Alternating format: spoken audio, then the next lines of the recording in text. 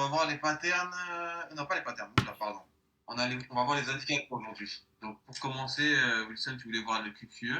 Donc, le QQE, comme je vous ai dit tout à l'heure, c'est un indicateur qui va principalement réagir lorsqu'il y a un pattern de retournement de situation. Donc, ce que je disais tout à l'heure avant qu'on commence en fait. Donc, une pattern, c'est tout simplement une réaction du prix. On avait vu ça au premier cours, Ederson, je ne sais pas si tu te souviens, quand le prix commence à se retourner.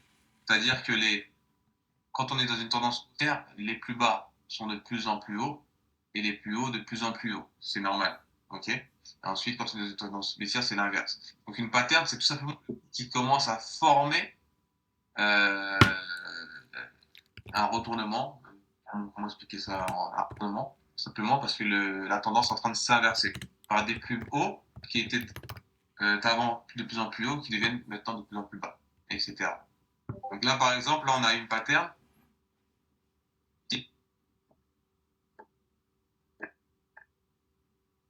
Ok. Si, là, on est en daily, hein, mais si on se met en 4 heures, ça va être beaucoup plus clair à voir. 4 heures. Ok, d'accord. Tu veux m'embêter. On va voir les autres patterns. C'est pas grave, on en verra pour les autres. Donc, en gros, là, on a une pattern et on peut s'apercevoir que le QQ ici a croisé lors de cette pattern. Ok. Ensuite, là, on peut s'apercevoir qu'on a une autre pattern et que le QQE a aussi croisé. Ok. On a une autre pattern.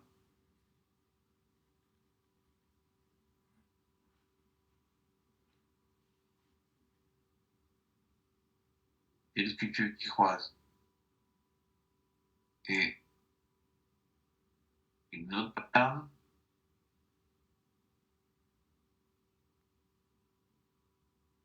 Et le QQ qui croise. Ok. Vous comprenez un peu l'idée? Ouais. Après, là, bien sûr, la réponse n'est pas la bonne, hein, comme je disais tout à l'heure à Wilson, mais c'est juste pour que vous puissiez comprendre comment le QQ réagit. Ok. À chaque fois qu'il y a une pattern, le QQ réagit. Ok. Après, quel niveau il va aller chercher, ça va dépendre de votre analyse. Bien sûr, il faut toujours savoir où est-ce que le prix peut potentiellement aller chercher, euh, ou alors potentiellement se retourner. Ça, on avait vu par exemple l'exemple du dernier cours avec le support résistance pour les zones de retournement, mais bon, ça c'est des détails techniques que vous voyez avant d'entrer en position. Ok. En gros, pattern, QQ qui croise, tout simplement. Seulement en 4 heures, c'est la même chose. On va faire ça, on va essayer de prendre une tendance. Je reprends ça. Vous voyez que c'est la même chose, hein. C'est ce que QQ croise un petit peu avant en 4 heures. Ok. Pareil là, pattern, il va vite faire retracer, mais avant de retracer, il fait sa pattern et puis que croise aussi. Ok. Et bien là, ici là. Ok. Donc quel que soit le sens que le marché va prendre, le QQE croise toujours au pattern. Ok. Maintenant, c'est pas parce qu'il croise au pattern que le marché va aller dans votre sens et va continuer dans votre sens. Il vous indique juste que là, il va soit faire une continuité, soit un retracement. C'est pas parce que le QQE a croisé que la direction du prix est décidée. Non, parce que là, par exemple, vous voyez bien que le QQE croise et ensuite il va, certes, dans le sens de là où il a croisé, mais c'est qu'un retracement et il continue. Pour pouvoir savoir qu'il va continuer, il faut avoir fait en amont son analyse technique et comprendre qu'on pense au baissière, etc., etc. Ok. Donc voilà très brièvement comment expliquer le fonctionnement du QQE. Maintenant, ce qui est bien avec le QQE, c'est que, on va se remettre en daily, si on le couple avec les zones de survente et de surachat, on est beaucoup plus précis, et on sait beaucoup plus facilement où on se situe dans la tendance. Ok. Moi personnellement, après vous pouvez utiliser d'autres zones de surachat, mais moi les zones de surachat et de survente que j'utilise, c'est la zone 80, 70 pour les zones de surachat, 30 et 20 pour les zones de survente. Et bien entendu, j'utilise dans tout, hein, que ce soit le QQE, les moving average ou les indicateurs de manière générale, le niveau 50, parce que c'est important de savoir le milieu de tendance, etc. Ok. Donc, je vais les placer. Pour configurer vos zones de surachat et survente sur le QQE, QQE qui se trouve ici, mais bon, je pense que c'est qu'on a installé le QQE. Vous allez tout simplement sélectionner ligne horizontale, comme quand on fait des supports à résistance. Ok. Ensuite, vous le positionnez. Moi, personnellement, quand c'est les zones de surachat et survente, je les mets en bleu. Après, vous mettez la couleur que vous voulez, mais moi, je mets ça en bleu.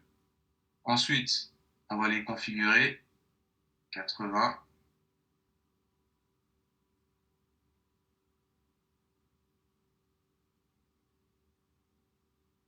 Et 10.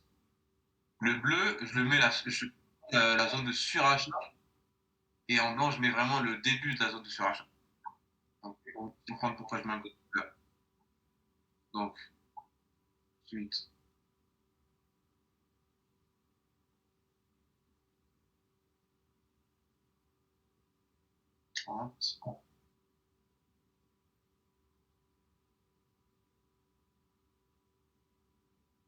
ah. Ok, et pour faire la distinction entre les zones de surachat et niveau 50, je le mets en pointillé généralement en blanc. Qu'est-ce qu'il y a? Quelqu'un a dit quelque chose? Non, c'est bon? Ok. Maintenant, pourquoi c'est important, en tout cas pour moi, pourquoi moi je mets toujours mes zones de surachat et survente sur le QQE? C'est parce qu'il permet de directement comprendre où on en est.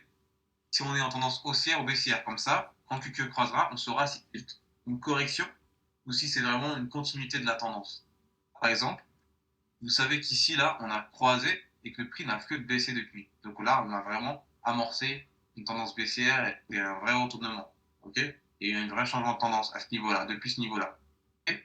Et qu'est-ce qu'on s'aperçoit à ce niveau-là, comme par hasard? C'est que le QQE n'a pas juste croisé, mais il a d'abord franchi la zone de surachat. Ensuite, il est redescendu et a croisé. Là, qui a confirmé par cet indicateur, ça ne veut pas dire qu'il a confirmé sur la tendance, hein, mais l'indicateur nous donnait une confirmation de potentiel retournement baissier. Attention, je précise, potentiel retournement baissier. Ok.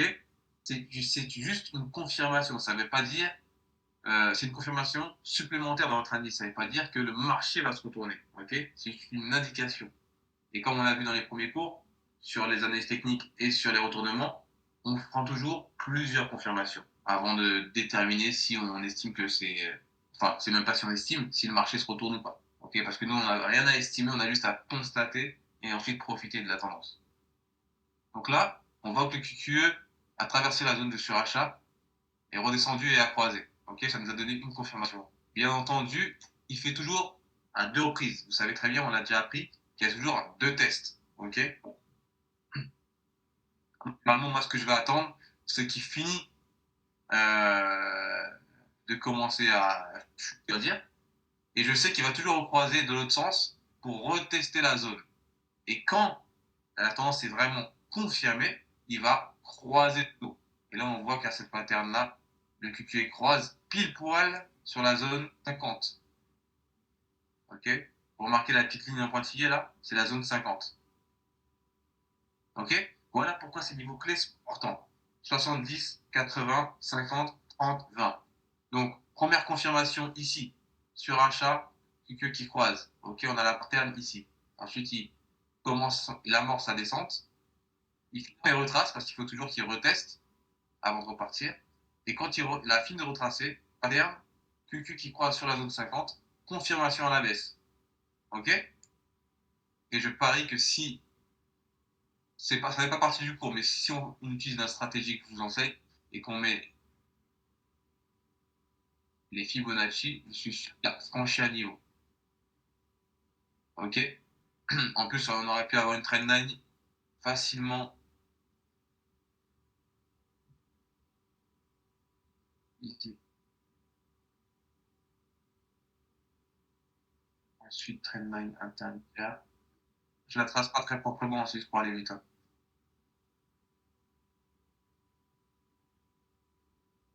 Ok. Donc, si on suit la stratégie, on a toutes nos. Comment? Ouais, quelqu'un dit quelque chose là? Ah ouais, mais j'ai pas entendu. Bon, c'est pas grave, on avance. Donc, on regarde bien ce qu'on a. Donc, le QQ, ce qu'on a. De quoi? Ça t'a dit quoi, Manas? Comment? Bon, si vous dites quelque chose, dites-le franchement. Pas des Ouais, petites c'est bon. interventions comme ça. On s'arrête pour des blancs et pas pour rien. Non, n'a Ok? rien dit, moi j'ai rien dit.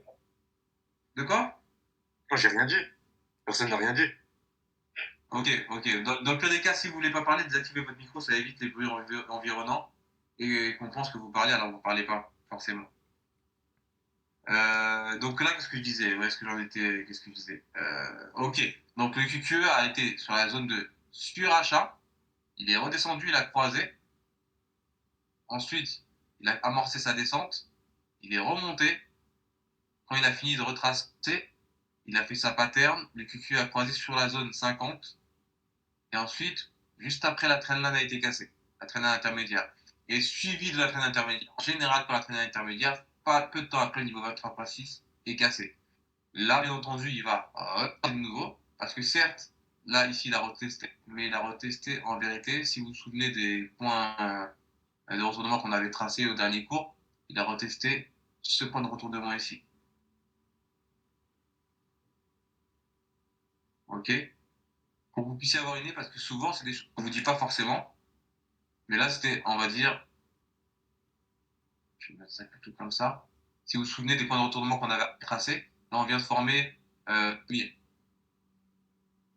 Après, il va retracer et retester une deuxième fois. Ça, c'est la grande tendance grande micro-tendance, on va dire, qui va retester avant de repartir. Ok, maintenant, quand vous voyez que Trendline, QQE, et je parlais avec l'Ishimoku aussi, si je le mets, Ishimoku cassé et Moving Average cassé, retournement de tendance. Il y a plus de confirmation pour moi, c'est le retournement de tendance. Mais enfin bref, là on parlait I, QQE. Donc, est-ce que ça va pour le QQE? Est-ce que c'est un peu plus clair? Avec les zones de surachat et de survente en plus implémentées. Ah ouais, c'est bon. Non, pas vraiment, j'aimerais bien revenir dessus, mais en privé. En privé? Ok. Ouais, Est-ce que ouais, comme ça on avance. je peux rapidement, hein, Mais j'ai noté mes questions. J'ai noté mes questions. Je les note là, mes questions. Ok, Pour la fin. ok, ok. Ouais, j'ai noté. Rappelle-moi Par contre, le trait bleu là, en bas. Le trait blanc. le trait bleu? Comme ce que tu disais tout à Non, l'heure. salut. C'est rare quand c'est en bleu et quand c'est Ah en oui, blanc. ok. Oui, j'avais oublié cette question. Moi, personnellement, je l'ai configuré de manière à suivre la ligne blanche. Tu remarques à chaque fois que la ligne blanche va dans une direction, par exemple, si elle est à la hausse, le prix va à la hausse. Ok. Quand la ligne blanche croise la bleue à la baisse, le prix va à la baisse. Ok? Moi, j'ai configuré mes lignes comme ça. Tu vois. Après, il n'y a pas de. C'est toi si tu préfères avoir les yeux focalisés sur du blanc ou sur du bleu ou sur du jaune. Tu vois. Moi, je sais que j'aime bien suivre directement. Mon œil, c'est tout de suite sur le blanc.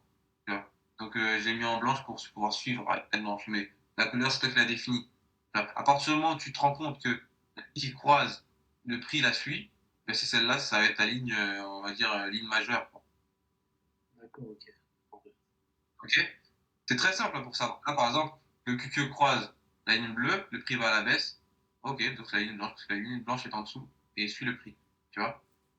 Mhm. Ça va? D'accord.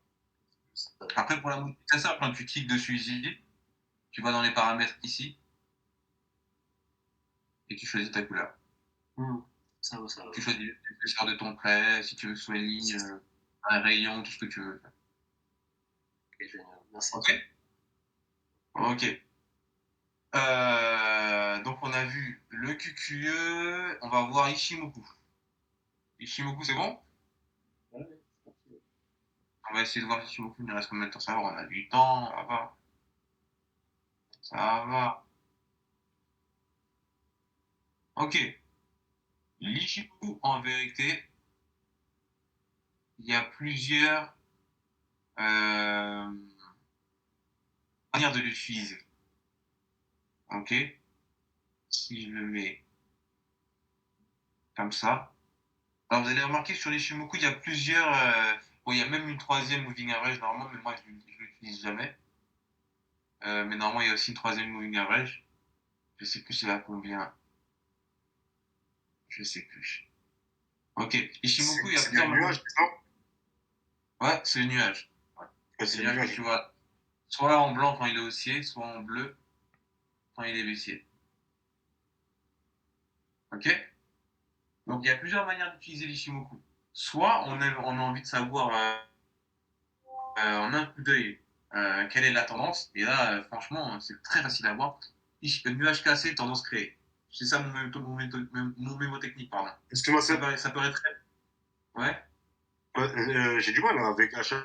C'est ça qui me porte problème à chaque fois, c'est la ligne principale. J'ai du mal à la voir, à la déterminer. Je La sais pas, ligne c'est principale. ouais, en fait, la ligne de traite, quoi. J'ai du mal à voir. La courbe. La ligne de traite, qu'est-ce que tu veux dire par là? Parce que là, il y a l'Ishimoku, je vois l'Ishimoku, je vois les nuages et tout. Je vois le plus, mais j'ai du mal à vraiment déterminer la ligne. Le prix, tu veux dire? Ah, le prix, ouais, le prix, j'ai du mal à le déterminer. Ah ouais, c'est parce que ouais, comme c'est des couleurs, bah, c'est les mêmes couleurs en fait que j'ai mis partout. Peut-être que tu as du mal Là, il est un où le peu à prix, là? tester la différence. Ben regarde, là je désactive les Shimoku. Là c'est uniquement le prix. Ah ouais, là, il y a du bleu, ouais, c'est parce que les bougies, elles sont. Ok. Ok? Si je zoome, ça donne ça. Là, on est en D1, là? Non, en on est en quoi, là? On est en D1, ouais, on est en D1. D1. Et si j'active Shimoku, ça donne ça. Ah, ok, voilà, c'est bon, je vois mieux maintenant. Ok. Ça va? Ouais, c'est mieux. En vérité, si vous êtes assez, C'est visuel. euh, si vous êtes assez observateur, vous verrez qu'en fait, l'Ishimoku, en vérité, c'est pas un nuage. C'est juste deux lignes moving average qui se suivent et qui se croisent. Regardez, la blanche et la bleue, en vrai, c'est une ligne. Et l'antre de ces lignes, c'est le nuage. En fait, le nuage, quand il est cassé, c'est qu'on estime qu'une des lignes ont croisé et que la tendance se retourne. Parce qu'en vérité, si vous regardez bien Ishimoku, c'est juste deux nuages qui se croisent et que le prix casse. Et qui crée un nuage le temps de la tendance. Mais quand la tendance s'inverse, elle croise de nouveau et le nuage est cassé de l'autre sens. C'est juste deux moving averages en fait.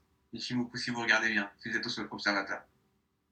Maintenant, le nuage, ça nous permet de définir où en est le prix par rapport à ces moving averages.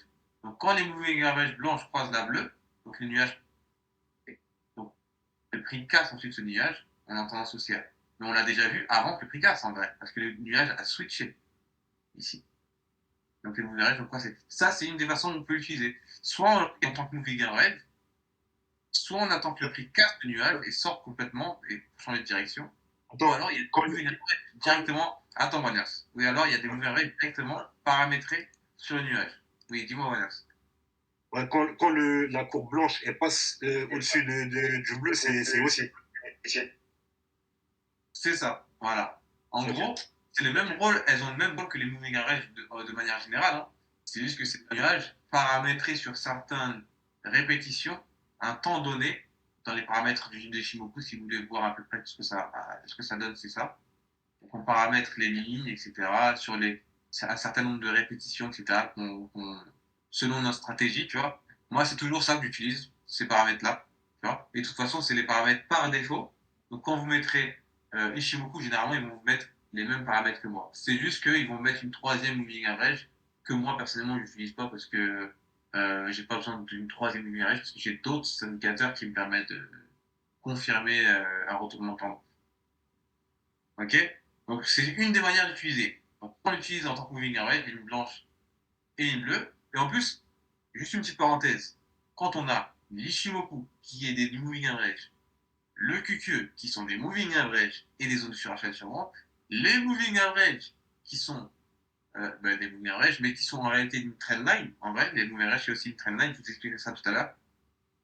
Donc on se rend compte qu'en fait, euh, pour se tromper, il faut vraiment pas avoir tout vérifié. Ok? Mais bon, ça c'était juste une petite parenthèse. C'est quoi les Troisième, moving bridge déjà? moving average, c'est les lignes là. Les lignes là, les lignes de amovibles là. Je sais pas comment on dit ça en français. Les bleus là? Moyenne mobile. Les lignes quoi? Moyenne mobile, voilà. Je sais même plus en français, tu vois. Les moyennes mobiles, tu vois. C'est ça. Comment on appelle ça? On appelle ça comment? Les moyennes. En français, c'est moyenne mobile. Moyens mobiles. Ouais, mobile. Ouais. Ouais, Moi, je dis moving average parce que moi, je dis moving average parce que moi, j'ai appris tous les termes en anglais. Mais en vrai, en français, c'est moyenne mobile. Trendline, en français, c'est ligne de tendance. Moving average, c'est moyenne mobile. Ok? Moyen mobile que je note. Mobile que je note. Ok.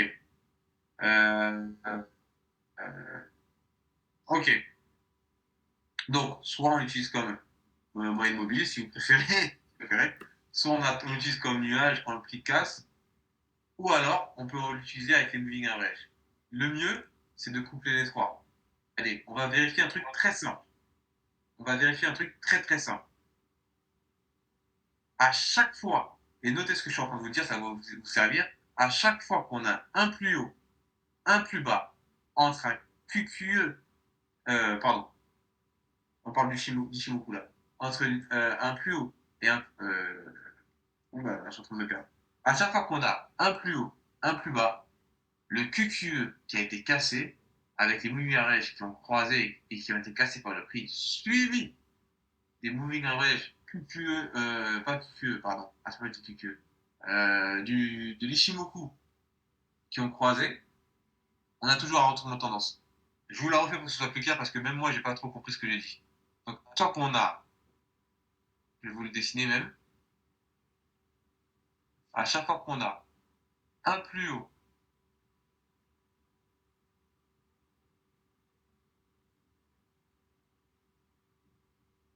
ensuite un plus bas, prenez bien ce que je vais vous montrer hein, et prenez même des notes s'il le faut. À chaque fois qu'on a un plus haut, un plus bas, avec l'Ishimoku qui a été cassé, suivi des moving averages qui ont été cassés par le prix, et le QQE, pas le QQE, à chaque fois je dis QQE, j'aime pas le QQE, et que le Shimoku lui-même a croisé ses moving averages entre guillemets de son nuage, à chaque fois que vous avez tous ces indicateurs-là, retournement de tendance obligatoire jusqu'au prochain plus haut. Donc là, on a le prix qui casse les Shimoku, les moving averages qui croisent et qui sont cassés par le prix, et l'Ishimoku qui croise avec ses moving averages. Et on a retournement de tendance. On va prendre un autre exemple. J'ai dit à chaque fois qu'on a un plus haut, un plus bas. L'Ishimoku qui est cassé et que le prix est cassé, et que les moving averages sont cassés par le prix, et que l'Ishimoku croise ses moving averages aussi, pardon, retournement de tendance jusqu'au prochain plus haut. Le plus haut, il est ici. Hein. Donc il a été franchi. Et il a même été dépassé par un autre plus haut ici, etc., etc.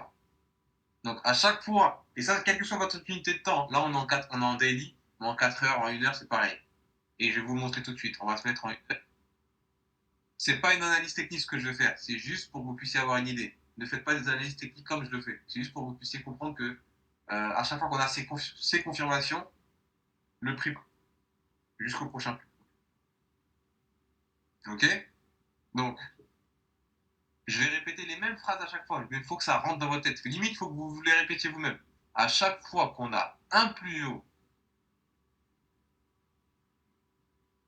un plus bas, l'Ishimoku qui est cassé par le prix et que les moving averages qui croisent et sont cassés par le prix, ainsi que les moving averages de l'Ishimoku soient cassés tout de suite après, retournement tendance jusqu'au prochain plus haut.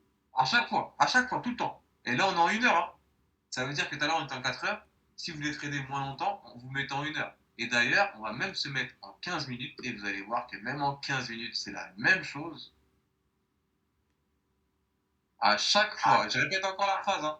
Je répète encore la phrase, mais c'est fait exprès. Il faut que vous l'enregistrez. À chaque fois qu'il y en a un plus haut, un plus bas, je l'ai mal tracé, mais vous comprenez. Un plus haut, un plus bas, donc c'est ça notre donne tradable, comme on l'a dit plusieurs fois. L'Ishimoku qui est cassé par le prix, les moving averages qui croisent ici et qui sont cassés par le prix, et que l'Ishimoku, ces moving averages croisent, et que le prix casse tout ça, en gros, tous les indicateurs, le prix part à la hausse jusqu'au prochain plus haut. On peut même le recommencer et on va le faire en M5 maintenant. Vous allez comprendre que c'est un truc de fou. Là, on a tendance baissière, à moins que vous voulez voir un peu les tendances baissières, mais bon, on va rester sur les tendances haussières. Là, c'est même un peu technique, ça paraît même un peu bizarre, tu vois, qu'on s'appelle, cette configuration. À chaque fois qu'on a un plus haut, je répète encore, hein, mais je vais vous saouler, un plus haut, suivi d'un plus bas, écrivez la phrase tu vois, vous voyez la phrase que je vous répète, écrivez, hein. Ça paraît bête, ça paraît même fou, on pourrait même penser qu'on est des tarés en répétant cette phrase, mais c'est comme ça que vous allez retenir. Et que vous allez pratiquer et qu'à chaque fois que vos yeux vont se poser sur un graphique, automatiquement vous allez vérifier ces trucs-là et vous n'allez pas vous tromper. Donc à chaque fois qu'on a un plus haut, un plus bas, que les moving average croisent et que le prix casse les moving average, ensuite que le prix casse les Shimoku et que les moving average et les Shimoku croisent, qui donne ça et ça, je le dis pas, hein, mais à chaque fois le QQE c'est pareil, hein, zone de survente ou surachat et ils croisent. Hein. Là quand on est sur les Shimoku, je parle pas du QQE, mais le QQE c'est la même chose. Hein. Retenez ce qu'on a vu juste avant avec le QQE. Vous implémentez ça en plus. Donc pour vous tromper, c'est vraiment que vous êtes précipité. Donc un plus haut, un plus bas. Mauvais average qui croise, le prix qui casse les mauvais averages, le prix qui casse les Shimoku, les mauvais averages les Shimoku qui croisent, et le prix qui passe, on va chercher le plus haut à chaque fois. Là, il a retracé, donc ça veut dire qu'il a dû toucher le TP inter, il a retracé et il est parti chercher le plus haut. Ok? Et là, on peut même mettre les Fibonacci, vous verrez que c'est la même stratégie tout le temps, le 23,90. Et le pire, c'est que comme vous n'utilisez pas qu'un seul indicateur, en temps normal, vous serez rentré ici, si vous utilisez que l'Ishimoku. Et c'est pour ça qu'on a plusieurs indicateurs dans notre analyse. Moi, personnellement, c'est pour ça que j'ai plusieurs indicateurs dans mon analyse. Je sais que quand j'ai ça, ce qu'on parle depuis tout à l'heure avec l'Ishimoku, le prix se retourne. Mais je sais aussi que quand j'ai ça, le prix se retourne. Donc je peux me rentrer beaucoup plus tôt, ici. Ok? Et en plus de ça, j'ai mes Fibonacci. Je sais que quand le prix est au niveau 23,6, en général, il se retourne. Sans compter le prix celui qui n'est pas ici. Attendez, pas ajouter. Il manque un niveau de Fibonacci, je ne sais pas pourquoi.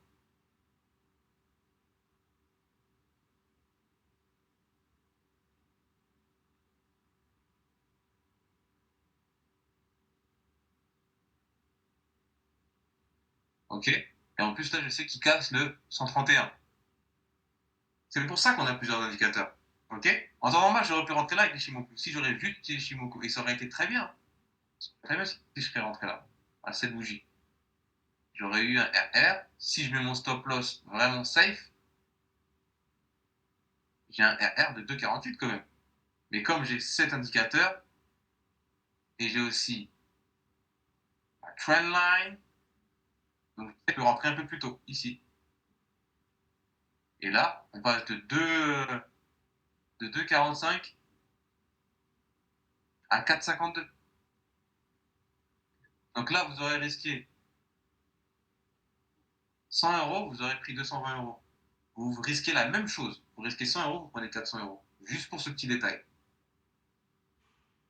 On parle de 100 euros, mais on peut aussi parler de 10 euros. 10 euros pour 40 euros. Vous comprenez un peu pourquoi c'est important de complémenter l'analyse avec plusieurs indicateurs. C'est pas juste pour avoir des formules magiques. Ouais, il y a un signal. Non, c'est pour mieux comprendre à quel moment on prend le signal. Un indicateur, c'est pas là pour vous dire achète, vends. Non, c'est là pour vous aider dans votre compréhension. Ok? Est-ce que jusque-là, ça va? Ouais. Vous apprenez quelque chose là-bas? Ouais, c'est bien. Cumulant tout ça, c'est bien. Ceux qui ratent ce cours-là, Gary, il va regretter d'avoir raté ce cours. Il va regretter. D'ailleurs, il va peut-être même le voir dans la rediff. Ah, mais non, mais. Ah oui, mais non. C'est peut-être pour ça qu'ils sont pas là. Parce qu'ils savent qu'il y aura une rediff. Attends. Ouais, mais est-ce qu'ils ont prévenu de leur absence aussi? Attends. Mais vous savez quoi? Je vais attendre pour voir si ça continue. Sinon, on va faire un truc pour les rediffs. Ce sera pas tout le monde, je crois. On verra. Je l'ai pas encore parlé. Mais je sais qu'en ce moment, il est occupé, donc c'est peut-être normal. Mais par contre, non, ça, on verra plus tard, c'est pas grave. Bref, pour revenir au cours. Est-ce que ça va jusque-là? Ouais. À 70%. Là, on a vu brièvement l'Ishimoku, le QQE avec ses zones de surachat et survente, et les moving average. Ok? Ça, ces 3 indicateurs, vous pouvez les utiliser, les dissocier et les utiliser individuellement. Moi, je les couple parce que de toute façon, vous avez vu le résultat quand on les couple. Hein, ça change tout dans l'analyse quand on les couple. Donc moi, si vous voulez lister et prendre des notes, les indicateurs obligatoires dans la stratégie, d'ailleurs, tiens, on va la nommer d'ailleurs, la stratégie extrême Fibonacci School, excusez-moi, sont indispensables les plus hauts et plus bas. C'est comme ça. Écrivez, prenez des notes, hein, parce que je suis en train de je vais vous détailler la stratégie. Donc on repère les plus hauts, les plus bas. Ok. Une fois qu'on a ça, on s'assure bien entendu, avant de repérer les plus hauts et les plus bas, qu'on soit dans la tendance, hein, d'une unité de temps supérieure. Donc, je recommence. Premièrement, on vérifie si le setup qu'on veut prendre est aligné à la tendance d'une unité de temps supérieure à la nôtre, ok, dans laquelle on veut prendre le setup. Donc, en gros, si on veut prendre un setup H4, il faut s'assurer que la tendance soit bien en B1. Sauf si on veut traiter les contre-tendances, voir la méthode que je vous ai enseignée dans le dernier cours, et d'ailleurs dans la précision qu'on a mis sur YouTube. Okay, si vous avez des contre-tendances. C'est une méthode parmi tant d'autres. C'est pas une méthode miracle, mais c'est une méthode. On verra d'autres méthodes si vous voulez plus tard, parce que j'en ai plusieurs, mais c'est une méthode parmi tant d'autres. Donc, premièrement, on vérifie que notre setup est aligné à une tendance d'unité de temps supérieure à la nôtre. Okay. Deuxièmement, on repère un plus haut, un plus bas. Okay. En amont, si on veut se référencer à la stratégie qu'on a vue dans derniers cours, on peut tracer nos supports pour déterminer nos zones de retournement. Ensuite, on place juste une trendline. Pas la trendline qui va être cassée dans le setup qu'on veut prendre, mais la trendline de la continuité de la tendance dans laquelle le setup qu'on veut prendre, du setup qu'on veut prendre. Ensuite, on trace la trendline, c'est-à-dire du cours, par exemple, au plus bas ici, en attendant qu'elle soit cassée du setup qu'on veut prendre. Okay. Quand j'ai la trendline de la tendance du setup qu'on veut prendre, par exemple, je parle de cette trendline-là. Ok. Parce qu'il faut qu'elle soit respectée. En général, quand cette trendline est respectée et que cette trendline-là, vous la tracez, en fait, c'est la première des deux qui va être cassée qui va donner le setup. Ok. En rose, on aurait voulu prendre un trade à la hausse, donc on aurait tracé des trendlines comme ça, on aurait attendu qu'elle soit cassée. Donc, je reviens à ce que je disais. D'ailleurs, on était encore une temps, 1 minute. On était là. Donc, ensuite, on a notre trendline. En tant que la trendline soit cassée, ok, on place aussi nos Fibonacci. On attend que le 23.6 soit cassé. Après, si on a un peu d'expérience, on peut entrer sur le 0.131, ici. En général, la trendline casse à peu près entre le 0.131 et le 23.6. Ok. Ça dépend des setups. Là, on a un M15. Des fois, elle peut s'avérer être cassée entre le 38.2 et le 23.6. Mais dans ce cas précis, on a la stratégie que vous avez donnée avec les trendlines intermédiaires, etc. Et quoi qu'il arrive, on peut aussi se référencer à l'Ishimoku, le QE, etc. Donc, on a tout ça pour nous aider. Ok. Mais déjà, si on respecte bien tout ça, on a beaucoup moins de chances de se tromper. Ok. Une fois que la trendline est cassée, que le 23.6 est cassé et que on est bien dans la zone de survente ou surachat en fonction de notre setup avec le QQE, ok. Là, on peut se positionner. On a nos confirmations. Minimum 3 confirmations. Dans tout ce que je vous ai donné comme indicateur là, il faut que dans tous ces indicateurs, vous ayez minimum 3 confirmations d'un indicateur différent. Ok. Sur toutes les confirmations que je vous ai données, il faut que vous en ayez minimum 3. Ok. On ne rentre pas sereinement si on a en dessous de 3 parce qu'il se peut que ce ne soit pas vraiment un setup confirmé ou autre. Ok. C'est bon. Vous avez suivi? Ouais. Ouais. Ok. Donc ça, c'est la stratégie EFG ou EFS. On dit Extreme Fibonacci Group ou School, comme vous voulez. Ce sera la stratégie Extreme Fibonacci School, on va dire. EFS. EFS. Ok. Est-ce que tout est good?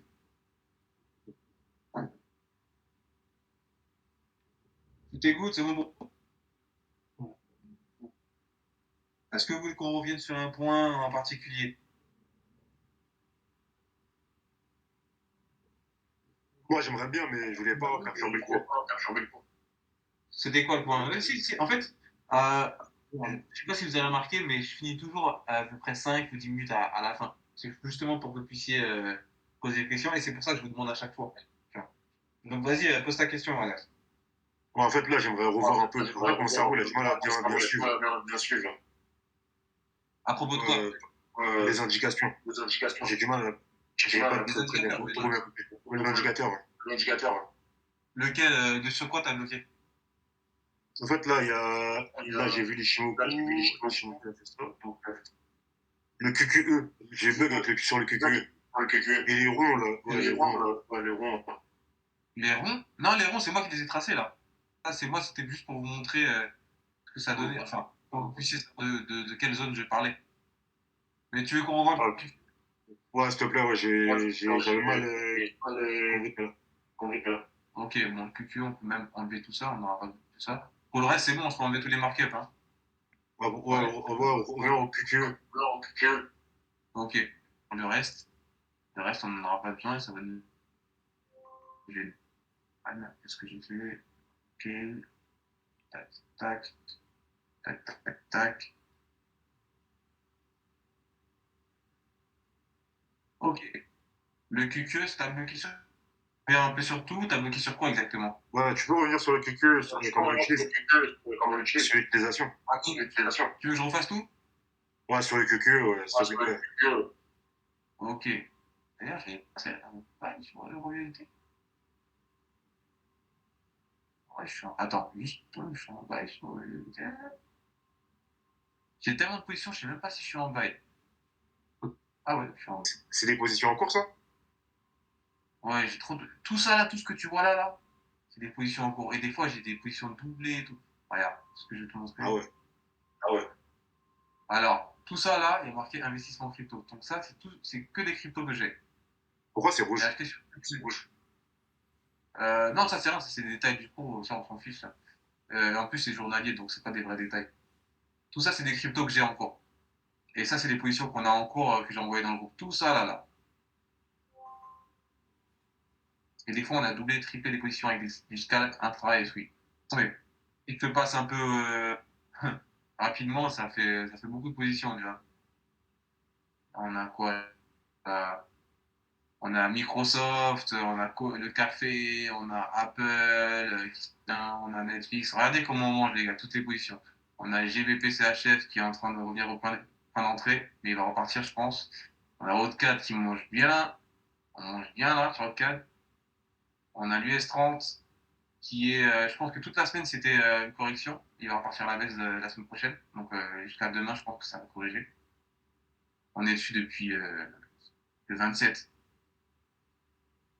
On a le Bitcoin qui coule bien. On a l'or qui coule bien. J'espère que vous avez pris tout ça, hein, parce que on mange bien là. On a USDSA, on mange bien. On a Tesla aussi, qui est à peu près au niveau du point de vente. Et ça, c'est un ultra swing, ça. Ça, c'est pour plusieurs semaines. On a USDJPY, on mange bien. On a CHFJPY, on mange bien. Enfin, vous avez vu, il y en a trop, les gars. On a EuroGBP au niveau du prix d'entrée. Ça, c'est aussi un ultra swing. Ça, c'est un setup D1, même weekly, je crois. On a GBPY, on est presque au prix d'entrée. On a Nassan, on a fait TP final tout à l'heure. Et on a, ça c'est le USD que j'attends. J'attends les USD. Et c'est tout. C'est toutes les positions. Enfin, c'est tout. Ça fait beaucoup, mais c'est toutes les positions qu'on a en cours. Enfin bref, pour revenir au QQE. 10 secondes. Ouais, 10 secondes. Quand tu dis ultra swing, c'est quoi déjà? ultra swing. Alors, scalp, c'est une position que tu clôtures maximum 1 heure, 2 heures. Intra, c'est une position que tu clôtures dans la journée ou dans les 24 heures. Peut-être le lendemain, mais dans les 24 heures. Swing, c'est une position qui peut durer plusieurs jours, voire plusieurs semaines. Et ultra swing, c'est une position qui va durer minimum plusieurs semaines. Ça va? Plusieurs semaines. Non, c'était quoi? C'est 2 jours, ça? Je répète. Alors, scalp, c'est une position que tu vas clôturer dans la minute ou dans l'heure. Intra, Ra, c'est une position que tu vas clôturer dans la journée, voire dans les 24 heures, peut-être le lendemain, parfois même sur le lendemain, mais bon, normalement, quand tu fais qu'une journée, ça devient swing. Swing, c'est plusieurs jours, voire plusieurs semaines, et normalement, à partir de plusieurs jours jusqu'à plusieurs mois, mais moi, j'appelle ultra swing quand on dépasse euh, des semaines et que c'est plusieurs semaines minimum, voire plusieurs mois. Moi, j'appelle ça ultra swing. Ça reste du swing normalement, mais moi, j'appelle ça ultra swing pour savoir dans ma tête que c'est un swing qui va durer extrêmement longtemps. Ok? Et c'est pareil quand je vous envoie les signaux, hein, c'est pareil, c'est la même chose. Alors, j'allais vous montrer les signaux. Ouais, c'est pareil. C'est pas grave. Ok, on revient sur le QQ rapidement parce que là on est déjà 29. Je fais ça rapidement pour toi, Anax. D'accord. Tu m'as dit que c'était le QQ hein, que tu voulais. Oui, oui, le QQ, ouais, je voulais voir le fonctionnement et de comment on l'utilise. Ok, donc le QQ, c'est simple. Tout à l'heure, ce que je disais, c'est qu'en général, le QQ, il réagit toujours au pattern. Au pattern, si tu veux un petit rappel, si on peut avoir un petit rappel.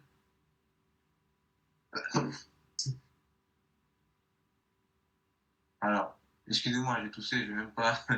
J'avais oublié que ça allait faire mal aux oreilles uniquement. Euh, si on veut un petit rappel, par exemple, les patterns, voilà, c'est ça. Un petit rappel. Ok. Les patterns, c'est on est en tendance haussière, donc le prix est censé faire des plus de plus en plus haut. Seulement, le prix va faire un plus haut, un plus bas, donc jusque-là tout va bien.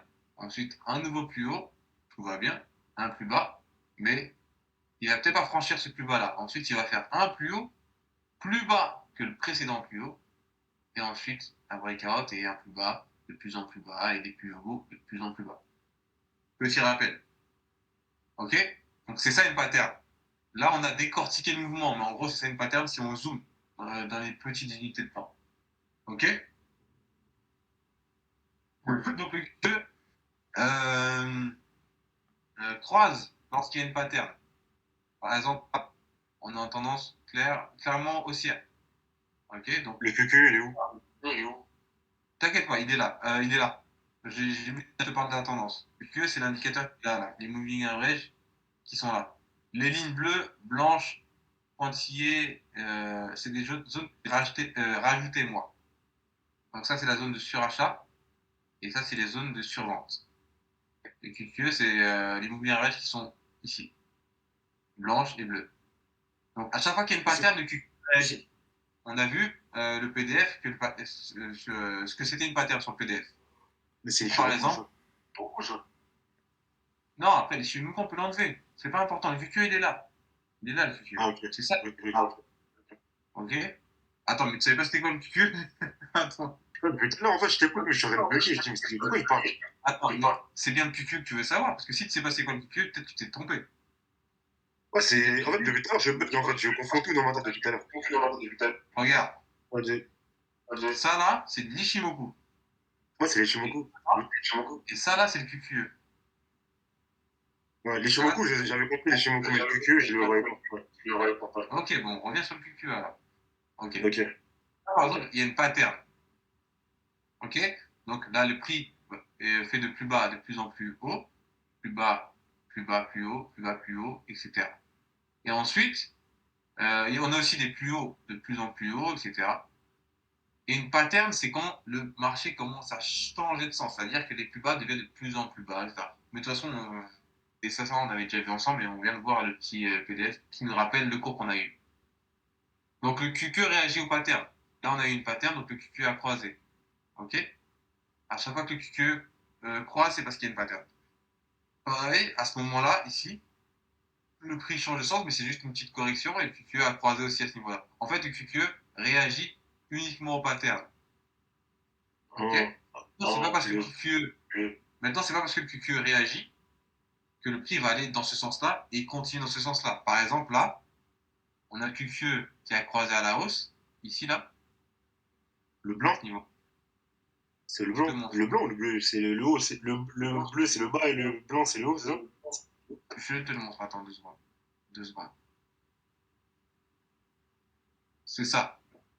Cette ligne qu'on suit. La ligne blanche, c'est un peu la ligne comme je disais tout à l'heure, la ligne majeure, celle qui va nous donner la direction. Mais c'est pas parce qu'elle croise qu'elle va forcément aller dans cette direction. Après, il faut aussi faire ton analyse technique pour savoir où est-ce que le prix va se retourner, jusqu'où le prix va aller chercher, enfin quel niveau le prix va aller chercher, etc. Donc là, par exemple, elle croise à la hausse. Effectivement, elle va bien à la hausse, mais c'est qu'une petite correction. Et après, il croise de nouveau à la baisse ici pour partir à la baisse. Donc, c'est pas parce qu'il a croisé que le prix va dans cette direction. C'est juste qu'il y a une pattern de retournement de situation à ce moment-là. Ok, après, il faut être avec, comme je disais tout à l'heure, à faire ce truc pour pouvoir ensuite juger quelle décision prendre. Ok? Donc c'est ça. Le QQE réagit essentiellement au pattern de retournement de situation. Tout à l'heure, je vais mieux expliquer, mais de toute façon, tu pourras revoir le replay. Je vais le remettre sur YouTube dès ce soir ou dès demain si j'ai pas le temps ce soir parce que je vais pas partir après. Ok? Ok. C'est bon pour vous? C'est bon pour toi? Ouais.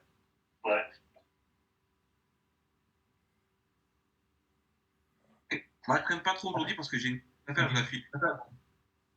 Euh... Et la seule. Quand est-ce que je peux t'appeler? Quoi? Quand est-ce que je peux t'appeler? Là, c'est surtout parce que là, je reste même pas chez moi, je cours en urgence là. Et c'est même pas pro, là, c'est personnel, donc laisse tomber. Euh, euh, Très tard ce soir, si t'es dispo après ton heure de coaching. C'est tard, ok. Très tard, et je te dis très tard, c'est vraiment très tard, 23h minimum. Minimum 23h. Ouais, minimum, Oh, c'est parce bon. que là, je vais loin, je sais même pas, ça va prendre du temps. Je t'appelle vers minuit, 1h du matin, c'est bon? Envoie-moi un message à 23h30 et si tu vois que je réagis pas, c'est que je suis encore occupé. Si tu m'envoies un message, dès que je t'appelle. Pardon, fraté, oui, tu veux couper l'enregistrement. Dès que tu vois que